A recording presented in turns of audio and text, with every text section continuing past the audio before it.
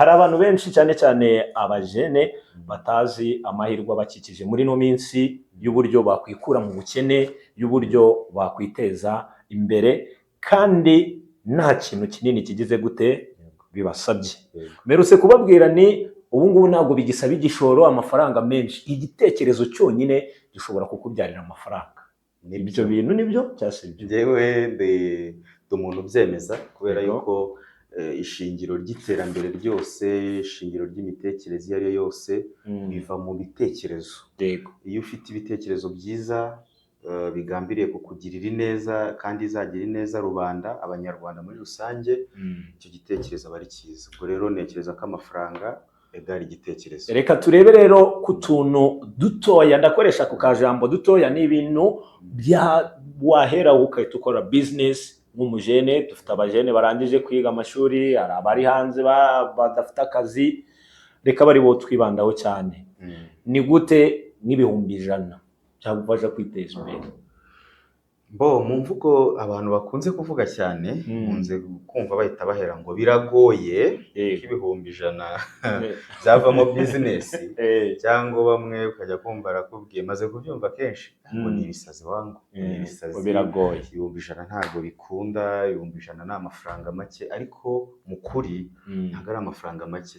Tujye tubasha guha valeri y'ifaranga ryacu, kuko nutangira kumva ko ari make n'ibitekerezo biraba bike, ariko nutangira kumva ko ari menshi uragira ibitekerezo byinshi ushobora kuba washyiramo ayo mafaranga.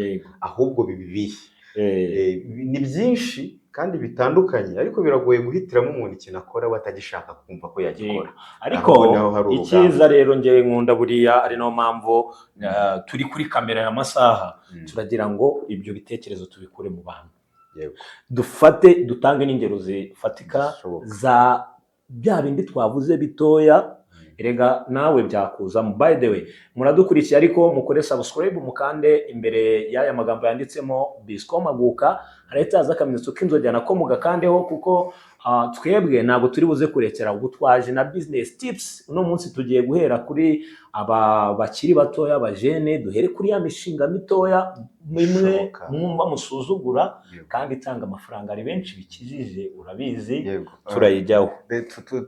Turabaha n'ubuhamya kubera yuko muri Bisco dufite abajene twafashije barenga 25 bafite imishinga mito mito kandi yatangijwe n'ubushobozi buto.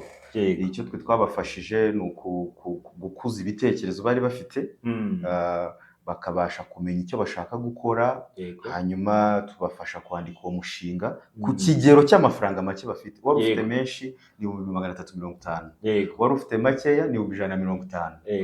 Urumva ko iracyari muri ya range. Ubu ngubu ukivuga ibyo by'amafaranga, hari wese uvuga ngo 100 nabikurahe, icyo nacyo turagisubiza. Aho ngaho niho rukomeye. Gusa wabiyakurahe, icyo nacyo urasubizwa. Yego. Warumbaje harya ngo iki? Nari nkomeje nkubaza nkubwira ni reka tubarabure, kuko wari ukomeje aho gutubwira ko hari n'abajene 25 twafashije, tubwira ko hari abatangiye kuri 35 harimo n'uw'100 ukomeje gutanga. Abo bantu bose rero wenda ni amahirwe ko turi muri Bisco, kandi Bisco itanga izo serivisi zose z'ubujyanama, ku buryo ushobora kuba ufite igitekerezo gitoya. Turicyari kucyita gito kuko tutaramenya ngo ni ikihe, ariko ntabwo twese tuzahuza ibitekerezo bito. Harimo ushobora guhitamo gukora umushinga w'ubworozi bw'inkwavu, ubworozi bw'inkoko zitera amagi cyane cyane, ari izo numvishe zaje bita sasu, itera igi, kandi igi kugeza ubu nibura ushobora kurigurisha 180. Inkwavu ni umushinga mutoya ushobora no gutangizwa amafaranga ari munsi y'ibihumbi 20 kureba n'icyo bisaba kugira ngo worore inkwavu. Ntago ari n'ibintu byadanje. Inkwavu se zirya ibingana iki, n'igishoro wazitakazaho ndumva bitagoranye. Igishoro cya mbere wenda turahagera, ariko igishoro cya mbere ni mu mutwe, no kubasha kuvuga ngo igishoro cya mbere ni njyewe. Abantu benshi ni inama nagira ngo rwose umfashe ubibasobanurire neza kuntu igitekerezo cyawe cyahinduka amafaranga. Igitekerezo cyawe cyahinduka amafaranga uti? Biragoye kuvuga ngo mfite amagambo ngo noneho nyashyize mu mafaranga, apana ya mafaranga turota ukarota ufite ibihumbi byinshi ejo ukayabura. Ariko birashoboka ko igitekerezo cyavamo amafaranga. Birashoboka ko buri muntu wese ahari afite umuntu bari kumwe. Ndahamya neza ko nta muntu uri wenyine, kandi mu mufuka wawe ntayarimo. Wowe business yawe ikintu cya mbere cyo ugomba kumenya no kubanza ahubwo ndashaka gukora iki. Nushyira umutima ngo nta mafaranga mfite, ngo sinzakora, none se uzayagira utahabwo udafite n'icyo ukora. We banza umenye ngo ndashaka gukora iki. Bura niyo ntambwe ya mbere cyangwa step ya mbere yo gushaka umushinga. Identifying iki ukamapinga wowe udukurikiye wumva wakora iki kugera uno munsi. Nibura twe tugira abantu inama ko kugira ngo ugere ku gitekerezo cy'umushinga ugomba kubanza kuba ufite imishinga igeze ku 10 basi kugira uze kugera kugira ngo uze gufata mu bintu 10 numva nakorora, nacuruza, nakora ibi nibi mpaka ukagera mu ibyo bikora utitaye ngo ndashaka kureba ngo wenda ngo niki. Wowe utavuga ngo nzabikora, ukavuga ati ubundi ndukora nakora iki. Ugahita wumva mutwajemo nacuruza restaurant, nakorora inkwavu, natunga inkoko. We gusa ukaba uvuga ikintu kimwe hangiza ugahita ubyandika ku rupapuro. Babyita ubundi brainstorming mu cyongereza, byo guhuza ibitekerezo byinshi biri vague. None ukaza kubicayuramo ugenda ubyegeranya wagira nk'icumi, ukavuga ati noneho muri ibi 10 reka nze noneho nicare ngende mbicayuramo nkurikije niki gikenewe cyane, niki aho merereye bakeneye cyane. Mbere na mbere ubanza kureba gap. Ntago uzaba uri mu mujyi wa Kigali downtown ngo utegeze koroza inkwavu wakora ubwatsi wabukora, ariko itureba ni ibyo ngibyo ugenderaho. Noneho muri kwa kuyungura bya bitekerezo bijyana ugenda ureba priority cyangwa se ibikeneye kurusha ibindi bitewe n'abakiriya ikindi cya kabiri kugira ngo uze kumenya wirinze kuvunika cyane.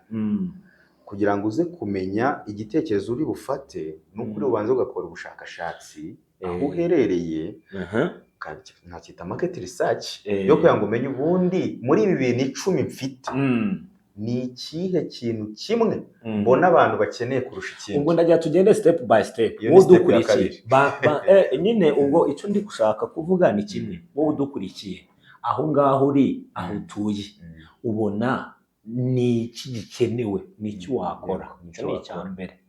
Tugende kuri bya bindi wavuze ngo no kwanza kureba igikenewe aho hantu, ukareba n'ahantu nyine. Udukurikiye wowe wibaze, banza urebe kugira turaza kugera naho tukubwira aho ubushobozi buba. Dutangira twakubwiye ngo nayo mafaranga wumva udafite turakubwira hari kandi yanava n'uburyo wagenda ukahita uyabona bitakugoye.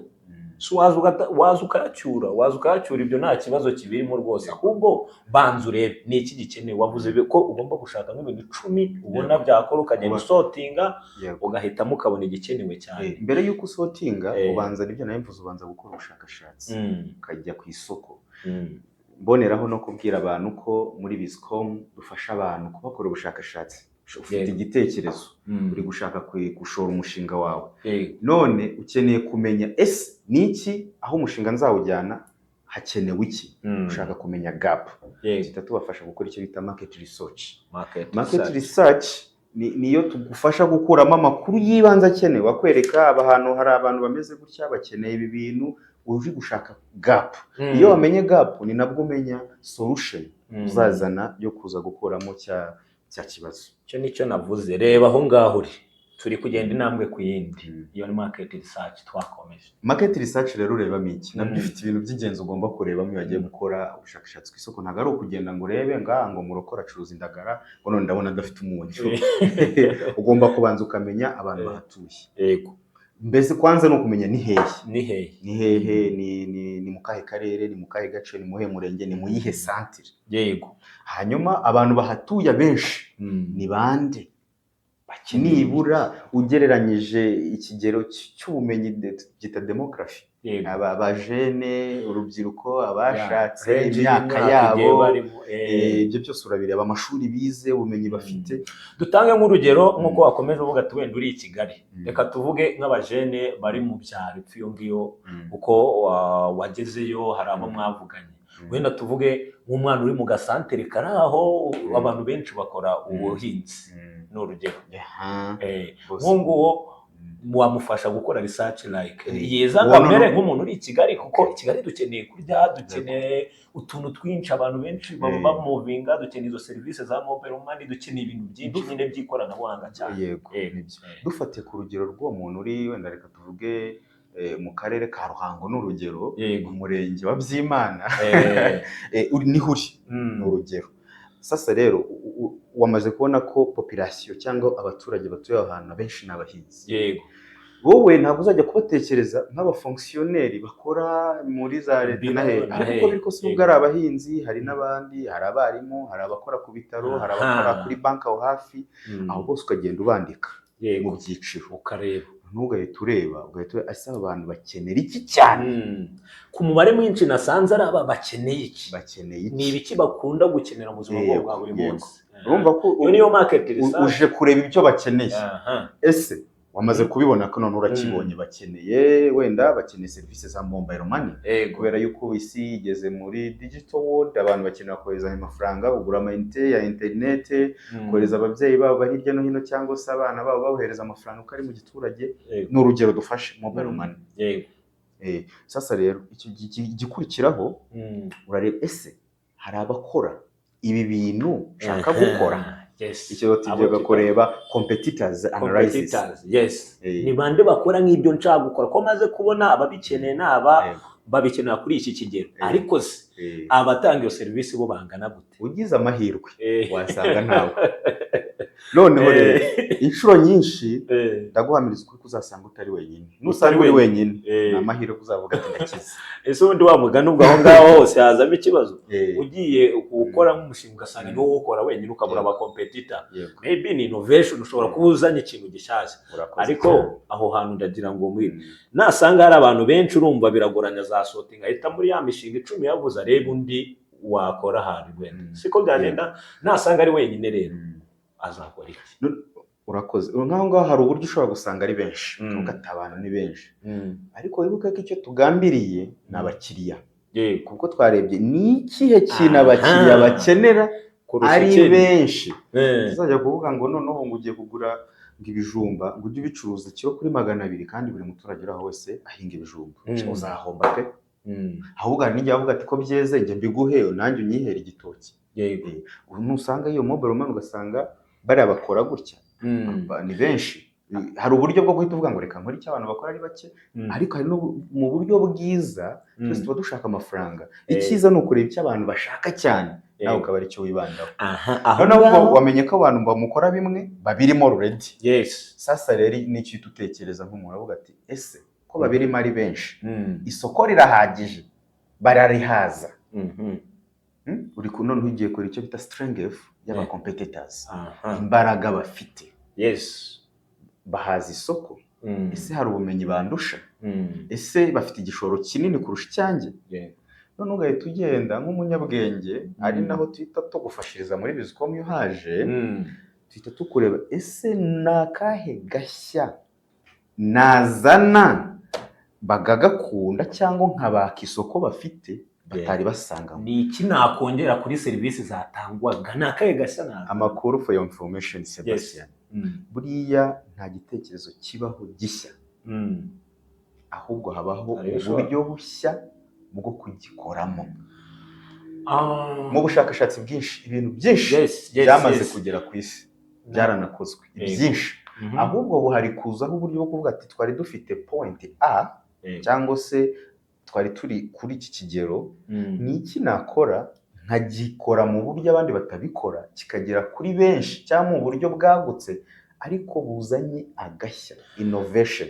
uri kumva ko muri bya ubundi hari ikintu bita creation innovation yes, yes. ni ibintu bibiri bitandukanye ku byuzuzanya abantu benshi ba creatinze ibintu already exist information zirahari na data zirahari ariko innovation niho dutandukanira ushobora gucuruza amagi we wagize inkoko ukagira inkoko zitera amagi ukajya ujya kucuruza none nkavuga ati uyu muntu acuruza amagi ariko afite n'inkoko none nkavuga ati sasa kubera ko twese ducuruza amagi niki nge nakora nkakora innovation nge nta mafaranga mfite yo kujya kugura inkoko n'umwanya wo kuziragira no kuzorora kuzibiryo kuzitaho kuzivuza ngero ngavuga ati none nge nzajya ngenda muze babarwemeza mirimo basanzwe borora inkoko zitera amagi nge mfata amagi yabo yofate ku 155 cyangwa ku 160 ndangiza ngende nshaka isoko urumva bo bari bafite inkoko ariko ntabwo bafite isoko wumvise jewe ngende nshaka iki ushaka iki isoko ariko bari bafite inkoko ariko wenda nta soko bafite wewe wamaze kubona ko ikibazo ari uko abantu benshi bafite inkoko mu giturage buri wese usanga urugo rufite ntabwo ukeneye korora inkoko aho ngaho wenda wewe ntufite umwanya wo korora inkoko genda kuri buri muturage mugati inkoko amagi yawe yose uzitero nzanira hano wowe gatujya mu mujyi noneho wegereye aho utuye nk'umuntu usobanutse ukagenda ugasaba abantu b'amahoteli amaresitora amabotiki ukavuga ati ngewe mfite amagi ubusanzwe hano mwege muricuruza ku 180 ngenza yandi bahera 175 kandi nawe wariranguye igitano kuko nibayanga babone isoko ubwo ntufashe igiceri cya veni si bibaye ngaho kuba rero amagi ukaba menshi uko isoko ryawe rijyana riba rinini nuko amafaranga aza ariko ntiwicare ibyo gusa reka tubihuze na ubwo reka tujye aho ngaho nawe borora hari n'ahandi bakora ubuhinzi maze iminsi numva muri biriya bice bya mu majyaruguru gutyo za Musanze sinzi akarere neza ariko bavuga ngo hari abacuruzi ngo babuze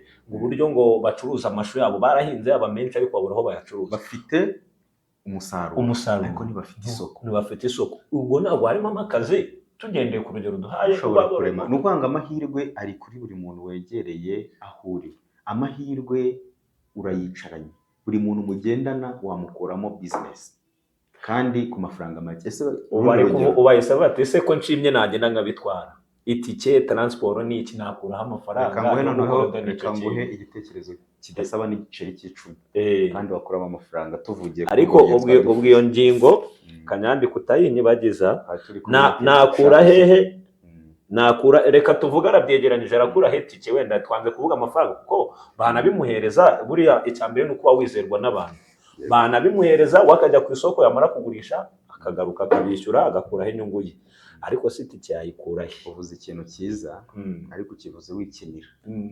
icyizere trust kugira ngo njyewe nzakorane nawe ko ngomba kukwizera nta kintu cy'ubuntu kibaho mbabwire n'umubyeyi wakureza kwishyura minerivare yagira ngo mu gihe azaba ari mu zabukuru uzamwiteho uzaba ufite ubushobozi wenda urwo rugero rwo rurakomeye kubera ko urukundo rw'umubyeyi n'umwana rwo ruba rudasanzwe ariko ikintu cyose uzakora uzakenera kuba uri umwizerwa noneho ngarutse ku cyo warumbashije utuye ntari waruvuze Musanze abaturage bahinze amashu nta soko bafite wowe nta n'igiceri na kimwe ufite mu mutwe habe na mama wawe rwose mwitsinda ariko icyo nicyo ubundi reka tubijyemo neza reka nanabavugire abasobanurire kuko mu byo akora ni marketing strategist ako kantu nako mukumve nyine nuko abizi kandi abishoboye hari ukuntu ushobora kuvuga gutyo mbona yakore ni dore nicyo kibuza abantu reka kugira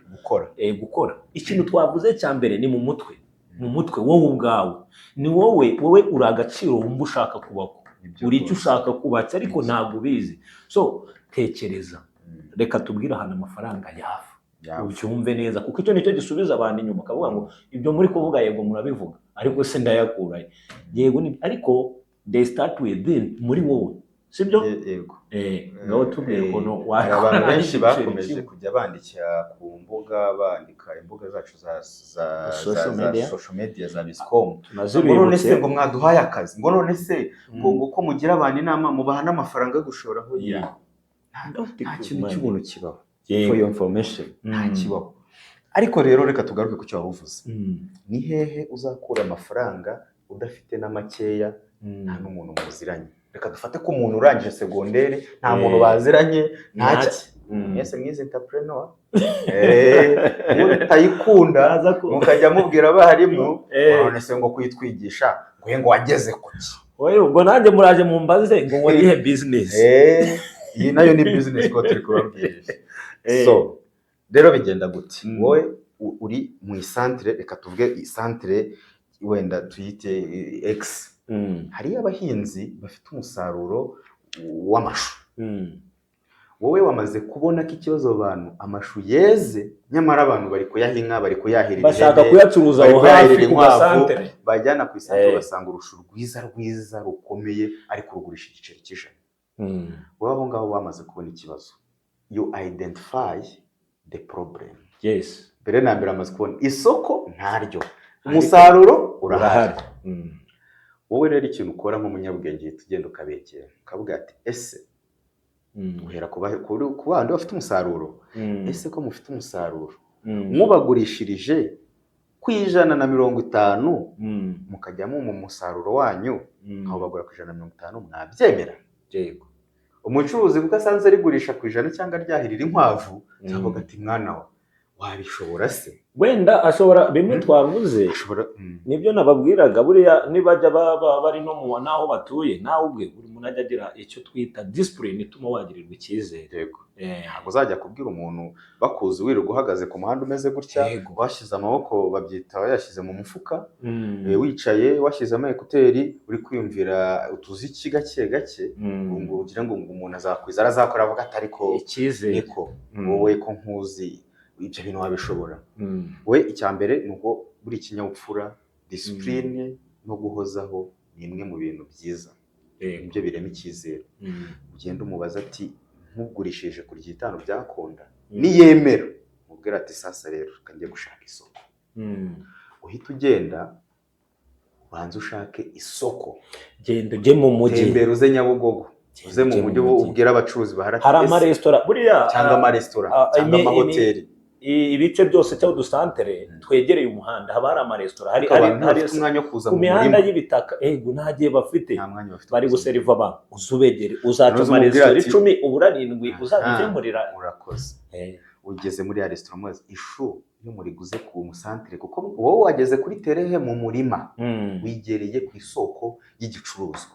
Wa mucuruzi ajya kugurira hehe? Mu isoko, kuko nta mwanya afite kujya mu cyondo. Wowe icyo ugiye gukora ni ukwemera kujya mu cyondo, sasa uhita ugura boti. Iyo mubaze ishu yo muri guriye ku isoko muri gura ngahe? Ndigura kuri 300. Si wamaze kubona ko uzarifata kuri 5. Umucuruzi wamuvanye ku 100 yaritangiragaho make, umwereka ko azabona inyungu ya 50. Noneho ugeze ku cyiciro cyo kuvuga ati sasa rero ko arigurisha ku isoko bari kurifatira turose, harimo ikinyuranyo cy'R5. Ugahita ubwira wa mucuruzi, kuko kugira ngo yemere kukugurira, kugira ngo utandukane naho yariguriraga, nuko nawe ugomba kumuha igiciro kiri hasi, kiri munsi. Ugahita umubwira ati wumvishe ko harimo ikinyuranyo cy'R5, umubwira ati none se ngiye nyakuzanira kuri 250 byakunda? Yego.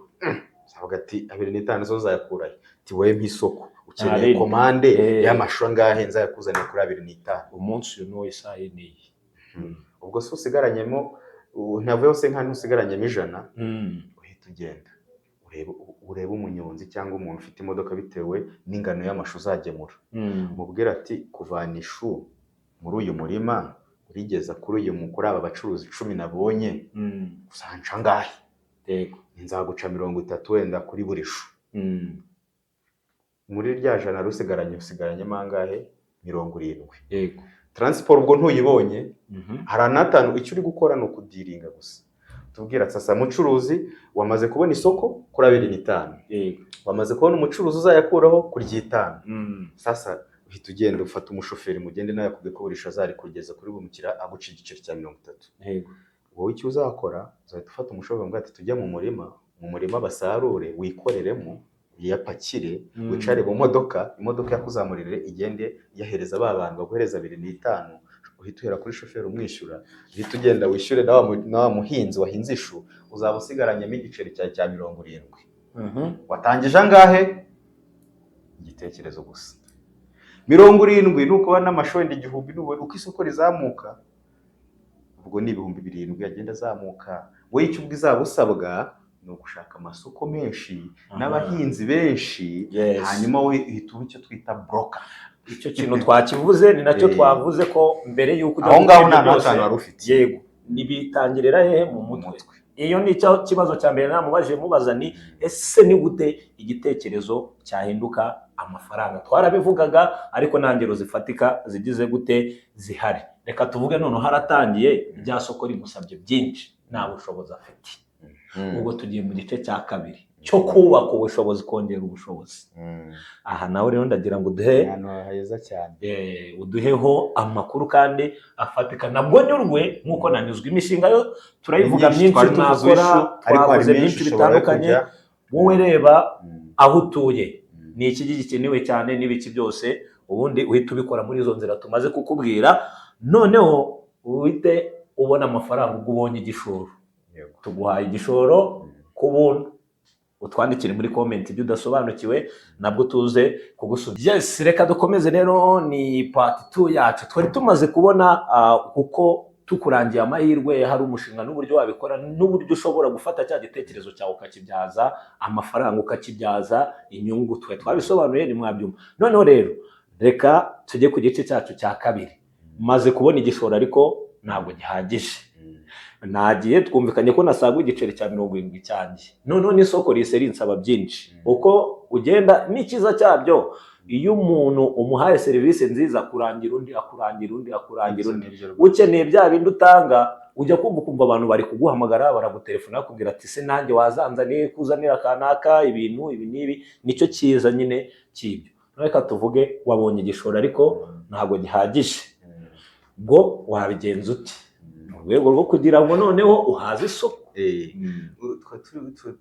Mu kanya gashize mbere yuko nanakomeza urakoze, twarimo tuvuga uburyo wabona igitekerezo, wamaze kukibona, wamaze gutahura ikibazo gihari, ubona uburyo icyo wahitamo, solution uzazana n'uburyo bwiza wagukoramo.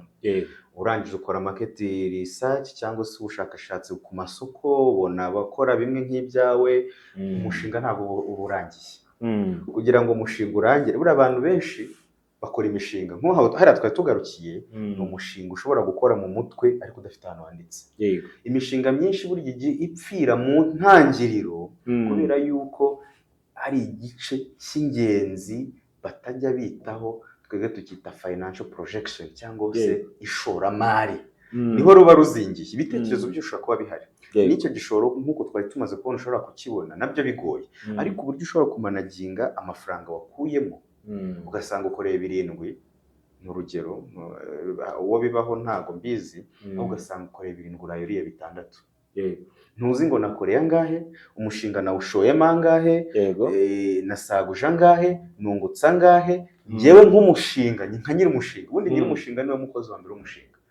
Utazajya gushinga umushinga ngo uhite ushaka ngo ngo reka nshaka umuzajya ubinkorera, urahiye urahombye. Uba ugomba kwibara nawe umukozi wa mbere w'umushinga. Muri 7 nk'umuntu wakoze ku kigero kiniki nihembye angahe, ayo wamaze kuyabona urayihembye.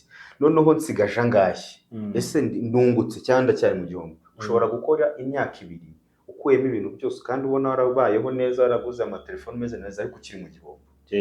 Ibyo rero aho ngaho ku ishoramari turabasaba ko abantu mufite imishinga yabisanzwe, ibitekerezo se nk'ibi byose kugeza aha byubatse, bifite intego n'ibyo bije n'udushya bizanye, ariko bikeneye ubujyanama mu ishoramari muri rusange, muri nshore nunguke. Aho ngaho bizikomo niho tu ubwo twita tugana rero mu gice cya kabiri warumbashije. Ubwo aho ngaho utarahava, abantu benshi barakora ariko ntibazi niba bunguka cyangwa bahomba kubera iki. Ntago bakoresha ubwo bujyanama cyangwa se business plan bafite, cyangwa se ubona bwira bugaca ayo ngayo ubona wunguka. Birashoboka ko yakwikuba n'inshuro 5. Urakoze cyane, nicyo kuvuga. Dukomeze aho ngaho rero, ubwo bita bituganisha mu gice cya kabiri. Noneho ukavuga ati nakoze, ariko noneho ndi kubona ubushobozi, amasoko yabaye menshi, abari kunsaba. Mu bundi muri economy tubyita ngo ni supply and demand rule. Icyo kintu amajije kucyumva uba wamaze kujya mu isoko neza. Aho rero wamaze kubona abari kugusaba ya mashamarisitora yabaye menshi, bati tuzanira imari. Nuko twifashisha urugero rw'ishu, ariko hari n'indi mishinga ushobora guhuza igasa nkayo.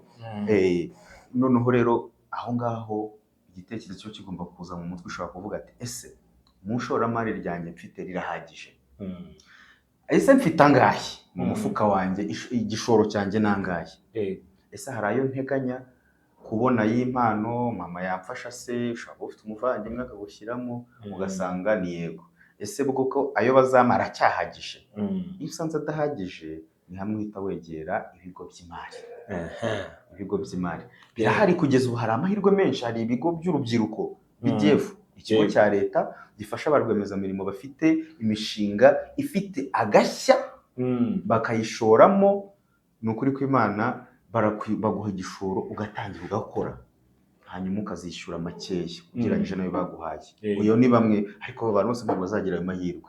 Hari amasako ari muri buri baturage yegereye Mirenge Sako, ayitanga amafaranga. Hari financial institutions, hano ni aya mabanki manini, noneho ashobora kuguha ibishoro binini bitewe n'ingano y'umushinga wawe. Ku makuru meza ahari nuko natwe ubu muri kutubona hano twicaye gutya, turi ikigo gishobora gutanga amafaranga. Icyo kintu bakimbajije inshuro zirenga nyinshi rwose muri komenti, n'umwe atari ko mutanga amafaranga. Twebwe rero ntabwo tugorana. Wewe wamaze kumbwira ati njyewe sasa natangiye umushinga wanjye, mfite amaresitora 200 ansaba amashu, ariko ngira imbogamizi by'uko umuturage atajya yizera ko muha umusaruro ntamwishyuye mbere, ansaba kwishyura mbere cyangwa transport. None mu gishoro mfite ndabura ayo kujya kurangura bya bintu kugira ngo ndangurire benshi. Abo twakoranaga yarashize, abo tudakorana baransaba amafaranga, kandi isoko ngiri ngiye nkeneye miliyoni, ngende nishyura ibintu ku isoko, nze ngemurire bano amaresitora zinyishyure, mbona amafaranga mpite mbasubiza amafaranga yanjye. Dutanga nk'uko twabibabwiye mu atangira, turi ikigo cy'ubujyanama. Dufite abagishwanama bafite ubunararibonye bw'imyaka hejuru ya 20, 30, 40 bakora, bari mu byiciro byinshi muri secteurs zitandukanye z'ubukungu, ubuhinzi, imishinga y'iterambere, imishinga iri muri environnement, kurwanya ibyuka bihumanya ikirere, imishinga mu gukora business plan nziza zizana umusaruro ufatika, abahinzi. Donc nta domaine n'imwe tutafite. Ikindi cyo mwihariko dukora na research, cyane cyane abantu bafite ama organisation, ama business ku giti cyabo, cyangwa se n'abandi bashaka gushora imari. Dushobora kubigira isoko, tukabakorera ubushakashatsi, tukamenya ese ibintu byanyu biragana he, bigeze he, harabura iki, ese abo mu biha bifuza iki. Tugera ko twita end user, tukamubaza ese ibyo uhabwa birakenewe n'ababiguha. Donc dutuma umenya neza uburyo serivisi yawe yakirwa n'abayihabwa. Yego, ndumva aho ngaho rwose tubaye clear cyane. Njyewe ndagira ngo wenda usubirize umuntu nawe ufite, kuko nkunda kubyumva. Hari n'umuntu uri kuvuga ati ibyo muvuga yego ndabyumva, akumva yifitemo ubushake bwo gukora, ariko ntazi aho yahera. Nibyo byose twavuze, ntazi uburyo yabikoramo. Ni cya kindi cy'ubujyanama wavuze. Nibyo rwose. Waduhamagara cyangwa se ukaza kuri ofisi yacu, mw'abagera i Kigali. Abagera i Kigali ho nabo turabegereye, turi mu mujyi rwagati, ni ku muhanda ujya kuri Apacope, ni munsi ya downtown, mu nyubako ya dukorera kuri floor ya mbere. Hanyuma rero ukaza rwose muri Bizcom tukakuganiriza. Dufite abantu bahagije, icyo waba ushaka cyose bakwakira neza, bakagusobanurira, ugataha unyuzwe. Hanyuma noneho rero wowe ukihitiramo, kuko uko byagenda kose Sebastian, uko byagenda kose inama zose wahabwa, amafaranga yose baguha, iyo udafite ubushake bwo gukora biba ubusa. Yego, niyo mpamvu narimvuze ngo umuntu ashobora kwiyumvamo ubushake ariko atazi uburyo yabigenza, ibyo byakora. Ndagira ngo rero nk'umuntu wagiye kuri tele ukabasha kubona abajene, reka kino gice tugiharira abajene gato rwose, tubabwire nko ku mishinga 5 cyangwa 10 bakora bitabagoye. Shwa turangije kwiga nka segonderi, ko kwirirwa utegereje uhamagara brother wawe, uhamagara mama wamaye 1,000 wamaye 2,000 n'iki, kandi nawe ubwawe uri igishoro. Nawe uri igishoro. Reka njyewe mu bajene wasuye, wabonye ku mishinga mitoya bakoze, ubabwire nk'imishinga wenda ubwo buri wese abashe kumva agire n'igitekerezo twakubwiye uko bikorwa n'ibiki byose, ariko ahita areba n'ayo mahirwe, arebe niba amukikije ahita yabyaza umusaruro. Yego, nibyo rwose urakoze. Hari na documentary twakoze iyo mishinga, nayo murayireba kuri YouTube, murayisangaho, mwayireba. Rwari urugendo twari twagiyemo tugiye kureba koko abajene batoya bakoze imishinga bateza imbere bahereye ku bujyanama Bizcom Limited nk'ikigo cy'ubugishwanama yabahaye, hanyuma bwari ku bufatanye n'abafatanyabikorwa bacu. Twebwe abantu baratwizera bakaduha akazi, hanyuma tukafasha abantu babo muri ubwo bujyanama, niko kazi kacu ka buri munsi.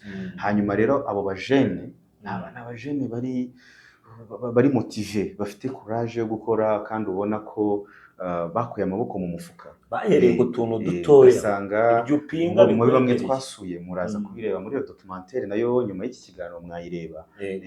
Abajene bafite imishinga yo gukora ibiraha, mandazi, capati. Ibyo ni ibintu ushobora gutangiza ibihumbi bitarenze 30. Abajene murya amandazi kangahe, ibiraha mubirya kangahe, aho utuye wabihindura business. Aho utuye abantu bakenera utwo tuntu ni bangahe? Abandi bafite ubworozi bw'inkwavu, bafite barorora inkwavu, bwororoka vuba, kandi umushinga udahenze ugusaba gusa yo kuvuga ati njye n'amaboko yanjye ngiye kuzitaho nzahirire. Mu mezi 3 ufite urukwavu rushobora kuba ari rutayari kujyana ku isoko ngo rugurishwe, cyangwa rukajyanwa mu mahoteli ngo rugurishwe nk'inyama. Sibyo? Ubwo rwarugurishwa kabiri, ushobora kurugurisha abandi bashaka korora, cyangwa ukarushira amaresitora n'amahoteli. Inkwavu ziraribwa cyane. Ushobora korora ihene, ushobora korora inka n'andi matungo yose. Hanyuma harimo n'abandi bafite imishinga y'ubuhinzi, usanga umwana ahinga dodo, afite akarima ke akazitaho, dodo, karoti, ya mashu twahoze tuvuga, abo nabo barahari. Abandi ugasanga aguze imashini, cyane cyane nk'abize nk'ubudozi. Twasangaga abana bakoze imishinga ngo twebwe hano iwacu abantu badoda bimwe byo hambere, byo gutera ibiraka, ubudozi n'imideri bigezweho. None rero twebwe tugiye kubadodera modeli zigezweho z'ibintu twize mu ishuri. Igishoro cyabo basabwaga kugura imashini idoda. Ubu ngubu mu mushinga batweretse yari hagati y'U120, Ü125, Ü130 bitewe iyo kudoda isanzwe. Ariko hari n'iziyarenza bitewe n'amoko yazo, bitewe n'uburemere n'akazi zikora. Ariko imashini idoda bisanzwe nibura 120 urayibona. Hatoya wihera ku bintu birenze. Wowe uvuga ngo nyeneye ngo wihera ku bintu birenze, isirifira bordere sinzi ukuntu bazita, ariko ushobora guhera ku mashini iyo y'120. Ya nyunga biratwita nyunga. Ariko ibyo ni ukwitesha agaciro. Inyunga ubu basigaye banashyiraho tekinoloji, ugakanda ikaba irihuse kumurika. Ibyo rero agatangira adodera 1000, 500, 200. Ubu nawe ni umuntu ubona ko afite icyerekezo. Umwana ntabwo wakorera 500 ngo uburare. Ariko urangije fashion, uri gushaka kujya gusaba akazi muri fashion house zahe, kuki utagura imashini utereka ku ibaraza ku isantire ahuri ahiwanyu? Uri Muhanga, uri Nyamagabe, uri Kamonyi, uri mu burengerazuba, uri murasirazuba, gura imashini nimbariza ubudozi, udodera abantu baraho. Ubadodere kuri make ariko uyabone, ubone amafaranga y'isabune. Amafaranga make yabaho. Abandi bari mu mishinga yo gukora salon de coiffure hari mu giturage, usanga bogoshera desa. Nta muntu utiyogosheza, wamara icyumweru utiyogosheze. Imashini ushobora kwibona 80, 70 nazo ziba mu moko. Ngo abakora salon barabizi. Ukicara hari ugakodesha inzu y'U15, umuriro nuhenda, ubwo ifite imashini naho gukorera n'ikirahure, business iratangiye. Yes, mushobora kutubaza muri comment cyangwa mugahamagara iyo nimero ya telefone 0788 44 42 90. Ibisobanuro byose mukagera gute mukabibona, cyase mukaza kuri office yacu hano ku Muhima mu nyubako ya RD muri floor ya mbere. Ukinjiramo ku marembo rwose uhita ureba iburyo bwawe umuryango uwo nguwo, uhita winjiramo rwose umuryango ubanza. Reka dushimira abadukurikiye. Turabashimiye cyane. Nanjye ndagushimiye Sebastian ku kiganiro cyiza tugiranye, wagufasha abadukurikiye kugira ngo biyungure ubumenyi. Yego, nawe ufite icyo watuganiriza ushobora kuduhamagara tukagusura, ukaganiriza abantu, ukabagira inama. Yego, cyangwa se hari aho ugeze mu iterambere urushaka abantu babimenye bakwigireho, nawe ushobora kuduhamagara kuri iyo nimero rwose tugapanga umunsi tukaza tukakureba tutitaye kuhuri. Reka tubasabe rero mudukurikirane ku mbuga nkoranyambaga zacu, mugende mukande like, murebe ibiganiro tuba twashyizeho, murebe inama dushyiraho buri munsi, turapdatinga, dushyiraho motivation cyangwa se twa tuntu tubafasha nyine kuba inspire yo kuba mwagira icyo mukora buri munsi, cyane cyane ariko twibanda ku kwiteza imbere, tubagira n'inama. Hanyuma mudufollowing, ahandi mukore subscribe, hanyuma ikiruta byose mukoreshe ya mubisangize n'abandi, wibyihererana. Kuki wabona ibyiza, wabona inama zagufasha gutera imbere, uzirekere mugenzi wawe. Twebwe nubwo tuvuye kuri kamera none ariko turahari, nakagaruka, turahari ngo dukomeze kugenda tubana namwe mu bikorwa byo kwiteza imbere. Wakoze cyane Sebastien, naho gutaha. Yes.